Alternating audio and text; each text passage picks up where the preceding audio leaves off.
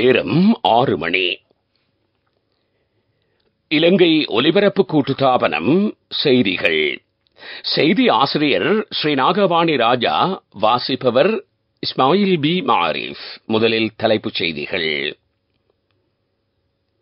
கல்வி பொதுத்தராதர சாதாரணதர பரீட்சை இன்று ஆரம்பம்.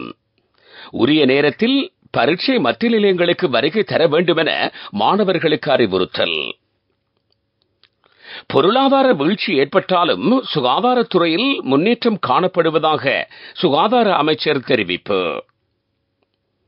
இலவச சுற்றுலா விசா வழங்குவதற்கான சாத்தியக்கூறுகள் குறித்து ஆராய நிபுணர் குழு.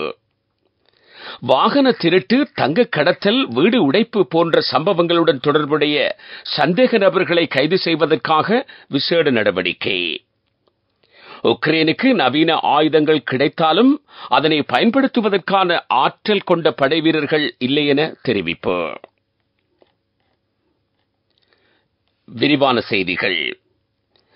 2023 ஆண்டு கல்வி பொதுத்தராதர பத்திர சாதாரணதர பரீட்சை இன்று ஆரம்பமாகிறது. 3527 மத்திய நிலையங்களில் பரீட்சை இடம்பெற உள்ளதாக பரீட்சைகள் திணைக்களம் தெரிவித்துள்ளது. எதிர்வரும் 15ஆம் தேதி வரை பரீட்சைகள் இடம்பெறும்.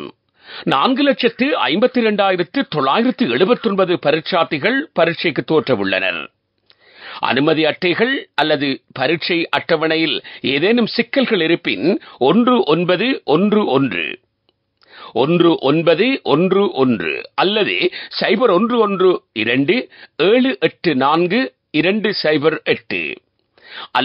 0112784537 என்ற தொலைபேசி இலக்கத்தில் பரீட்சை திணைக்களத்தை தொடர்பு கொள்ளுமாறு அறிவுறுத்தப்பட்டுள்ளது.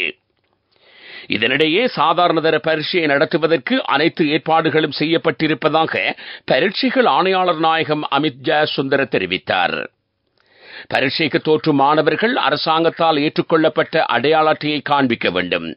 அவ்வாறு அடையாள அட்டை இல்லாதவர்கள் 2 புகைப்படங்களின் பின்புறத்தில் கல்லூரி அதிபர் மற்றும் வலய கல்வி பணிப்பாளர்களால் அத்தாட்சிப்படுத்தப்பட்ட புகைப்படங்களை காண்பித்தல் வேண்டும்.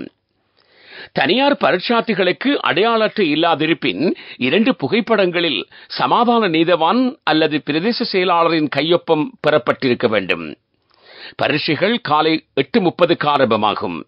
எனவே அனைத்து பரீட்சார்த்திகளும் காலை 8 மணி அளவில் பரீட்சை நிலையங்களுக்கு சமூகம் அளித்தல் வேண்டும் என்று பரீட்சைகள் ஆணையாளர் நாயகம் வேண்டுகோள் விடுத்துள்ளார்.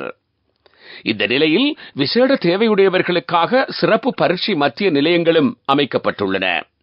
மகரகம அபேக்ஷா வைத்தியசாலையிலும் விசேட பரீட்சை மத்திய நிலையம் அமைக்கப்பட்டுள்ளது. வெலிக்கடை சிறைச்சாலையில் கைதிகளுக்காகவும் பரீட்சை மத்திய நிலையம் அமைக்கப்பட்டுள்ளது. பரீட்சைகளுக்காக 35,000 பணியாளர்கள் ஈடுபடுத்தப்பட்டுள்ளதாக பரீட்சைகள் ஆணையாளர் நாயகம் அமித் ஜெயசுந்தர தெரிவித்துள்ளார். இதனிடையே கல்வி பொதுத்தராதர சாதாரணதர பரீட்சையின் பாதுகாப்புக்காக விசேட வேலை திட்டம் அமல்படுத்தப்பட்டுள்ளதாக போலீசார் தெரிவித்தனர்.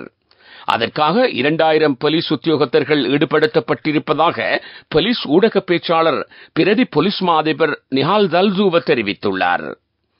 இதேவேளை நிலவும் அதிக வெப்பமான காலநிலை தொடர்பில் மாணவர்கள் விசேட கவனம் செலுத்த வேண்டும் என அரச வைத்திய அதிகாரிகள் சங்கத்தின் செயலாளர் டாக்டர் ஹரித்த அலுத்கே தெரிவித்துள்ளார். இயன்றளவு திரவ ஆகாரங்களை உட்கொள்ள வேண்டியது அவசியம் எனவும் அவர் தெரிவித்துள்ளார். பொருளாதாரத்தில் இலங்கை வளமான நாடாக இல்லாவிட்டாலும் சுகாதாரத்தில் முன்னேற்றம் கண்டு வருவதாக அமைச்சர் ரமேஷ் பத்திரன தெரிவித்துள்ளார். இலங்கையில் ஒருவரின் சராசரி ஆயுட்காலம் 79 வருடங்களாக காணப்படுகிறது.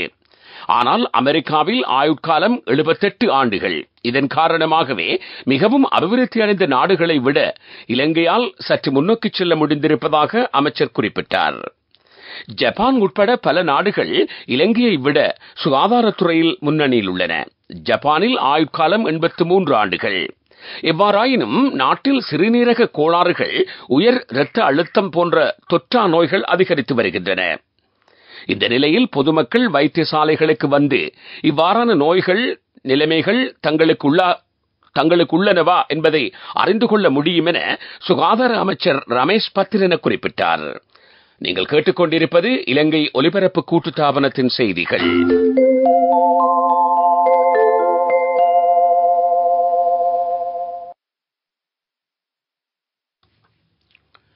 தொடர்ந்து செய்திகள். சுற்றுலாத்துறையை மேம்படுத்துவதற்காக இலவச சுற்றுலா விசா வழங்குவதற்கான சாத்தியக்கூறுகளை ஆராய நிபுணர் குழுவை அரசாங்கம் நியமித்துள்ளது. சுற்றுலாத்துறையின் சிரேஷ்ட உதவி செயலாளர் தலைமையில் இந்த குழு நியமிக்கப்பட்டுள்ளது. குடிவரவு, பாதுகாப்பு, நிதி உள்ளிட்ட துறைகள் தொடர்பான நிபுணர்கள் அந்த குழுவில் இடம்பெற்றுள்ளனர். சுற்றுலா மற்றும் அது சார்ந்த தொழில்கள் மீதான தாக்கம் மதிப்பீடு செய்யப்படும். இந்த குழு இலவச சுற்றுலா விசா திட்டங்களின் சர்வதேச மாதிரிகளை ஆய்வு செய்யும் பணியையும் மேற்கொள்ள உள்ளது. இந்த குழு ஒரு மாதத்திற்குள் உரிய பரிந்துரைகளை முன்வைக்க உள்ளது.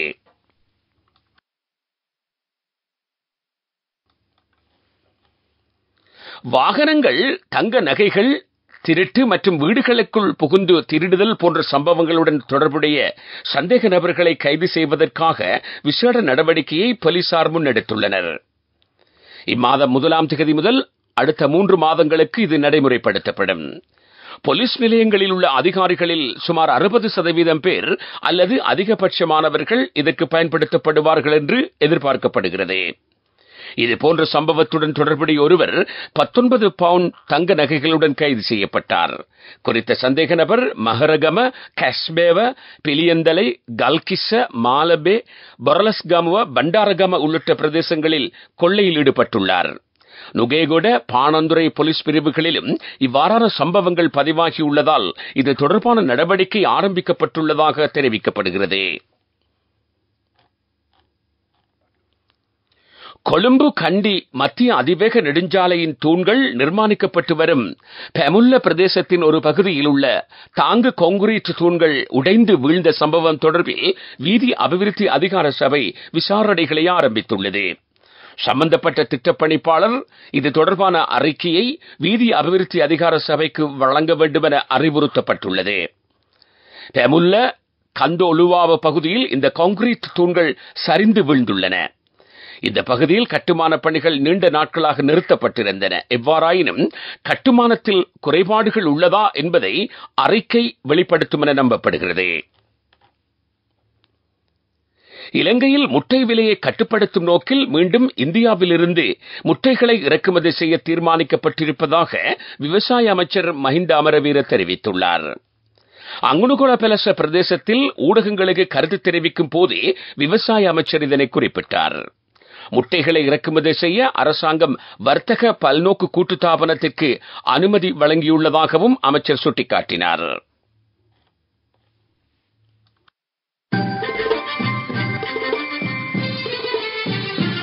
பிரதான செய்தி வழங்குவோர் ஒவ்வொரு வீட்டிலும் இருக்க வேண்டிய வீட்டு வைத்தியர் சித்தாலேப.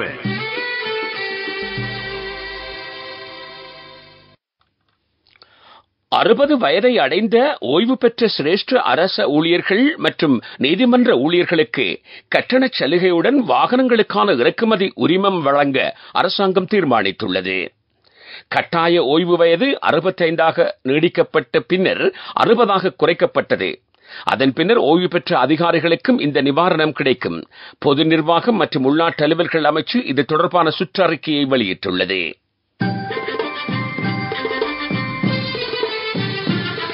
பிரதான செய்தி வழங்கியோர் ஒவ்வொரு வீட்டிலும் இருக்க வேண்டிய வீட்டு வைத்தியர் சித்தாலேப. உங்கள் கவனத்திற்கு பலத்த காற்று மற்றும் கடல் கொந்தளிப்பு தொடர்பில் வளிமண்டலவியல் திணைக்களம் எச்சரிக்கை விடுத்துள்ளது. அதன்படி கட்பிட்டியிலிருந்து கொழும்பு, காலி, அம்பாந்தோட்டை ஊடாக பொத்துவில் வரையான கடற்பிரதேசங்களில் கடல் அலைகள் குறிப்பிடத்தக்க அளவு மேலெழும்புவதற்கான சாத்தியக்கூறுகள் காணப்படுவதாக தெரிவிக்கப்பட்டுள்ளது. அத்துடன் கொழும்பிலிருந்து காலியூடாக மாத்தறை வரையில் கடல் அலைகள் நிலத்தை நோக்கி வருவதற்கான சாத்தியக்கூறுகள் காணப்படுவதாகவும் அந்த எச்சரிக்கையில் குறிப்பிடப்பட்டுள்ளது. எனவே கல்பிட்டியில் இருந்து கொழும்பு, காலி மற்றும் அம்பாந்தோட்டை ஊடாக பொத்துவில் வரையான கடற்பரப்பு அவ்வப்போது கொந்தளிப்பாக காணப்படக்கூடும். எனவே கடற்பரப்புகளில் மீன்பிடி மற்றும் கப்பல் போக்குவரத்தில் ஈடுபடும் கடல்சார் சமூகம் இது தொடர்பில் அவதானம் செலுத்துமாறு அறிவுறுத்தப்பட்டுள்ளது. உலகச் செய்திகள்.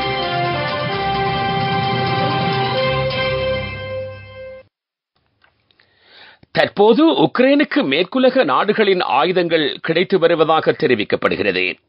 கடந்த சில வாரங்களாக ஆயுதங்கள் இல்லாததால் அவர்கள் பின்வாங்க வேண்டிய நிலைக்கு தள்ளப்பட்டனர். எவ்வாறாயினும் புதிய ஆயுதங்களைக் கொண்டு உக்ரைன் தோல்வியுற்றால் உக்ரைனுக்கு தனது படைகளை அனுப்ப தயாராக இருப்பதாக பிரான்ஸ் ஜனாதிபதி இமானுவேல் மேக்ரான் அறிவித்துள்ளார். உக்ரைன் தோற்கடிக்கப்பட்டால் அது ஐரோப்பாவுக்கும் அச்சுறுத்தலாகும். இதன்போது முதலில் அச்சுறுத்தலுக்குள்ளாவது லட்வியா ஆகும். ஐரோப்பாவிற்கு அதிகரித்து வரும் அச்சுறுத்தல்களை எதிர்கொள்வதில் முறையாக திட்டம் அவசியம். அதற்கு வழிகாட்ட பிரான்ஸ் தயாராக இருப்பதாகவும் மேக்ரான் குறிப்பிட்டார். இந்த நிலையில் பிரான்ஸ் தற்போது நெப்போலியனின் வழியை பின்பற்றி கடுமையான மோதலை உருவாக்கும் முயற்சியில் ஈடுபட்டுள்ளதாக ரஷ்யா குற்றம் சுமத்தியுள்ளது.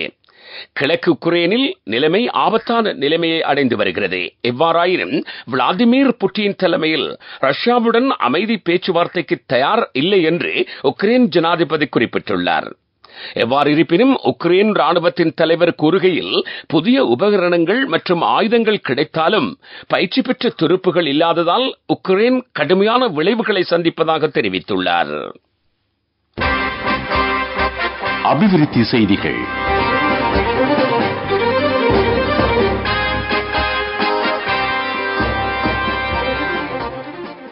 யாழ்ப்பாணம் விமான நிலையத்தை அபிவிருத்தி செய்ய திட்டமிடப்பட்டுள்ளது. இதற்கான நடவடிக்கைகள் முன்னெடுக்கப்பட்டு வருவதாக துறைமுகங்கள், கப்பல் மற்றும் விமான சேவைகள் அமைச்சின் செயலாளர் தெரிவித்துள்ளார். அபிவிருத்தி பணிகளுக்காக இந்தியாவிடம் நிதியுதவி பெற்றுக் கொள்ளப்பட உள்ளது. அதேவேளை எதிர்வரும் ஜூலை மாதம் முதல் யாழ்ப்பாணம் விமான நிலையத்திலிருந்து விமான சேவையை ஆரம்பிக்க ஏர் இண்டிகோ நிறுவனம் திட்டமிட்டுள்ளதாகவும் செயலாளர் மேலும் தெரிவித்துள்ளார். விளையாட்டுச் செய்திகள். இந்தியன் பிரீமியர் லீக் கிரிக்கெட் சுற்றுத் தொடரின் 55வது போட்டியில் இன்று மும்பை இந்தியன்ஸ் அணியும் சன்ரைசர்ஸ் ஹைதராபாத் அணியும் மோதுகின்றன. இந்த போட்டி வெங்கடே மைதானத்தில் இலங்கை நேரப்படி 7:30க்கு ஆரம்பமாகும். துடிப்பான யூத்திற்கு லைஃபில் சேஞ்சுக்கு சரியாக செட் ஆகும். கண்கள் மூடி கண்ட கனவுகள் நிறைவேற யூத்திற்கு செட் ஆகும் ஃப்ரெண்ட்ஷிப் இதுதானே. NSBI இத்துரு வித்துரு அக்கவுண்ட் ட்ரீம் நிறைவேற சரியான பிளான். வர்த்தக செய்தி அனுசரணை. தேசிய சேமிப்பு வங்கி உங்கள் பணத்திற்கு பாதுகாப்பான இடம். செவ்வள நீர் உற்பத்தியை ஊக்குவிப்பதற்காக நடவடிக்கை எடுக்கப்பட்டுள்ளதென்று அமைச்சர் மஹிந்த அமரவீர தெரிவித்துள்ளார். மொனராகலை உட்பட பல்வேறு பிரதேசங்களில் செவ்வள நீர் செய்கையை ஊக்குவிக்க நடவடிக்கை எடுக்கப்பட்டிருக்கிறது. மத்திய கிழக்கு நாடுகளில் செவ்வள நீருக்கு உயர்ந்த கிராக்கி காணப்படுகிறது. இதனை கருத்தில் கொண்டு இந்த தீர்மானம் எடுக்கப்பட்டிருப்பதாக அமைச்சர் மஹிந்த அமரவீர தெரிவித்தார். வர்த்தக செய்தி அனுசரணை. தேசிய சேமிப்பு வங்கி உங்கள் பணத்திற்கு பாதுகாப்பான இடம். துடிப்பான யூத்திற்கு லைஃபில் சேஞ்சுக்கு சரியாக செட் ஆகும். கண்கள் மூடி கண்ட கனவுகள் நிறைவேற யூத்திற்கு செட் ஆகும் ஃப்ரெண்ட்ஷிப் இதுதானே. NSBI இத்துரு வித்துரு அக்கவுண்ட் ட்ரீம் நிறைவேற சரியான பிளான். பொருளாதார செய்திகள். இந்த வருடத்தின் முதல் 4 மாதங்களில் இலங்கைக்கு 7,84,065 சுற்றுலா பயணிகள் வருகை தந்துள்ளனர். கடந்த மாதம் 1,48,867 சுற்றுலா பயணிகள் நாட்டுக்கு வருகை தந்துள்ளதாக தெரிவிக்கப்படுகின்றது. கடந்த வருடங்களுடன் ஒப்பிடுகையில் இது 41% வளர்ச்சி என சுற்றுலா அபிவிருத்தி அமைச்சு குறிப்பிட்டுள்ளது. காலநிலை அறிக்கை. மேல் சப்ரகமுவ மற்றும் மத்திய மாகாணங்களிலும் காலி மற்றும் மாத்தறை மாவட்டங்களிலும் இன்று பரவலாக மழை அல்லது இடியுடன் கூடிய மழை பெய்யும். வடமேல் மாகாணத்தில் ஒரு சில இடங்களில் மழை அல்லது இடியுடன் கூடிய மழை பெய்யக்கூடும்.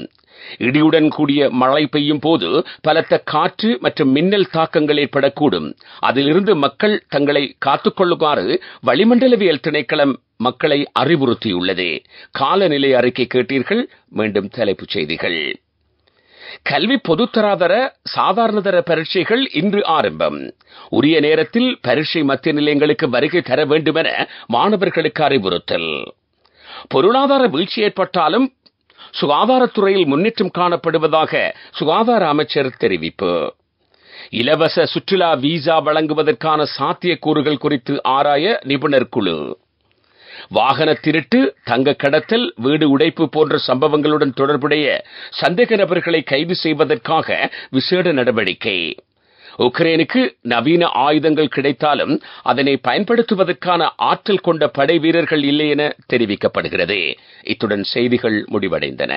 எமது அடுத்த பிரதான செய்தி அறிக்கை பிற்பகல் 12:45 ஒலிபரப்பாகும்.